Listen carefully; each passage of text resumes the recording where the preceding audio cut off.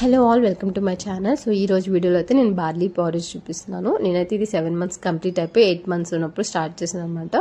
అప్పటికి కొంచెం సమ్మర్ కూడా స్టార్ట్ అయిపోయింది. అండ్ సమ్మర్ అంటే మనకి రాగి అండ్ బార్లీ గుర్తొస్తాయి కదా. సో అలా నేనైతే ఇక్కడ దీన్ని 3-4 times వాష్ చేసి ఒక 10 minutes సోక్ చేసుకున్నాను. ఈ ప్రాసెస్ ఏంటంటే దానిపైన ఏమైనా ఫైన్ పౌడర్ డస్ట్ ఉన్నా సరే పోతుంది అని.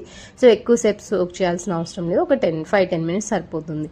అండ్ తర్వాత ఈ వాటర్ అంతా డ్రైన్ చేసి ఒక కాటన్ క్లాత్ మీద ఫుల్గా డ్రై అయ్యే వరకు పెట్టుకుంటే సరిపోతుంది. సన్ డ్రై లేదంటే ఫ్యాన్ డ్రై ఏదైనా పర్లేదు.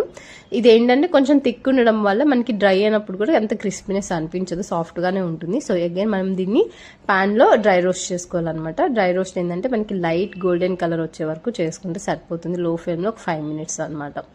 అండ్ దాని తర్వాత కూల్ అయిపోయిన తర్వాత మిక్సీ గ్రైండర్లో గ్రైండ్ చేసుకోవాలి. సో నేనైతే ఇక్కడ ఫైన్ పౌడర్ అంటే గ్రైండ్ చేసుకున్న తర్వాత నేను మళ్ళీ సీడ్ చేయట్లేదు అనమాట. ఎందుకంటే వాడు ఆల్రెడీ కొంచెం అంటే అంత ఫైన్ పౌడర్ నుంచి నెక్స్ట్ స్టేజ్కి వచ్చేసాడు. సో మీరు కనుక కొంచెం ఎర్లీగా 7 monthsలో అలా స్టార్ట్ చేశారనమాట ఒకసారి సీడ్ చేసుకుంటే సరిపోతుంది అనమాట. అండ్ దీన్ని 8 కంటైనర్లో స్టోర్ చేసుకోవడం.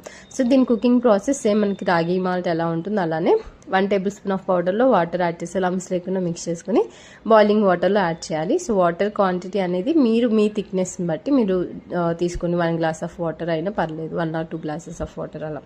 అండ్ బాయిలింగ్ వాటర్లో యాడ్ చేసి 10-15 minutes కుక్ చేసుకుంటే సరిపోతుంది. అంతే. ఫస్ట్ డైరెక్ట్గా ఫీడ్ చేయడానికి ట్రై చేయండి. ఇన్ కేస్ అవ్వట్లేదు అనుకుంటే ఏదైనా వాళ్ళ ఫేవరెట్ ఫ్రూట్ యాడ్ చేసి ఫీడ్ చేయండి.